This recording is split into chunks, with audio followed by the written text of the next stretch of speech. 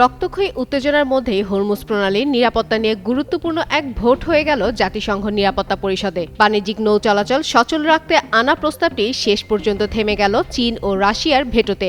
ফলে সংকট নিরসনে আন্তর্জাতিক ঐকমত্যের বদলে নতুন করে কূটনৈতিক বিভাজন স্পষ্ট হয়ে দাঁড়িয়েছে। বার্তা সংস্থা রয়টার্সের তথ্য অনুযায়ী মঙ্গলবার বাহরাইনের উত্থাপিত খসড়া প্রস্তাবটি 15 সদস্যের পরিষদে 11টি সমর্থন পেলেও 2 স্থায়ী সদস্যের বিরোধিতায় তা বাতিল হয়। প্রস্তাবে হরমুজ প্রণালীতে নিরাপদ নৌ চলাচল নিশ্চিত করতে কঠোর ব্যবস্থা, এমনকি সাময়িক পদক্ষেপের পথটিও খোলা রাখার কথা ছিল।